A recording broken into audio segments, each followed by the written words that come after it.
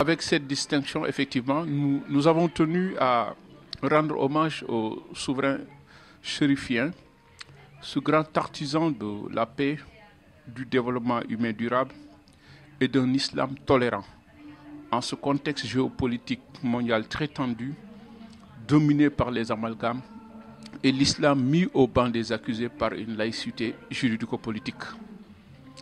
Au moment où Horizon sans frontières, lien de concorde entre les peuples, s'engage pour la mise en œuvre d'une nouvelle stratégie dans la gestion du triptyque immigration, paix et sécurité, le roi Mohamed VI est devenu le premier avocat des migrants en ordonnant l'accélération des processus d'intégration structurelle et culturelle des migrants en terre marocaine.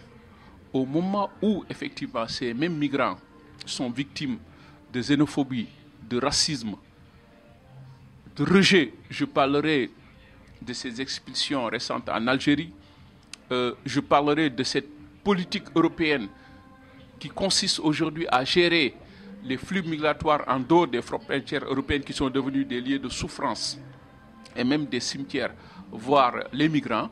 Alors le roi Mohamed VI s'est levé effectivement pour entamer un processus d'intégration. Vous savez bien qu'aujourd'hui on ne peut pas parler d'intégration, de migration sans intégration, et l'intégration devrait être ce processus aujourd'hui à double sens que lie les migrants aux citoyens autochtones dans une relation constructive aboutissant sur le respect et la tolérance mutuelle. Je crois qu'aujourd'hui, au-delà même de Horizon sans frontières, c'est l'Afrique et le monde entier qui devraient aujourd'hui rendre hommage à cet architecte de la paix, à cet architecte du dialogue interculturel, aujourd'hui pour une paix durable en ce contexte géopolitique miné par des crises, ces crises qui sont dues à un enchevêtrement de facteurs endogènes et exogènes qui n'échappent pas aux tensions géopolitiques et géoéconomiques mondiales. Un bilan lourd et macabre avec ces drames. L'actualité migratoire est dominée par ces drames. Au large des côtes libyennes, cette déferlante syrienne vers l'Europe, malheureusement, qui pose encore une fois un grand problème sur la gestion de ces flux migratoires-là, qui constitue, comme nous l'avions dit tantôt, l'un des plus grands défis auxquels les États sont confrontés à ce nouveau millénaire. Je crois qu'aujourd'hui, il faudrait une relecture du droit international et ouvrir d'autres. Mais vous savez, l'immigration étant un facteur d'équilibre social et économique, aujourd'hui, il faut développer ce volet prospectif, éducatif au sein des populations pour montrer que le monde a besoin de migration. C'est un facteur d'équilibre social. Et aujourd'hui, la migration pose des problématiques de paix, sécurité, dignité et d'intégrité humaine.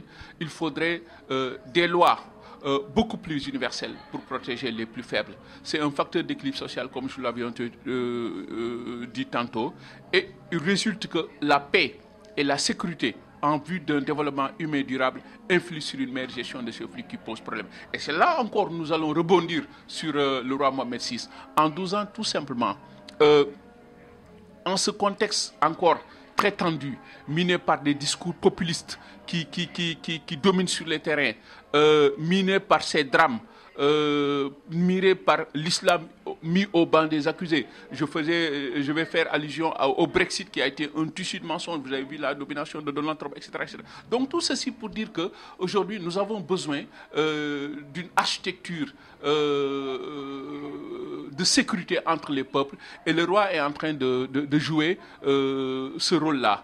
Recadrant le débat dans un cadre géographique purement africain, je crois que son discours sur la marche verte prononcée à partir de Dakar est un symbole d'attachement, de vision, de changement de paradigme pour une Afrique unie, pour faire face aussi aux défis de la mondialisation et ces enjeux tels que la résilience de nos économies et la préservation de notre.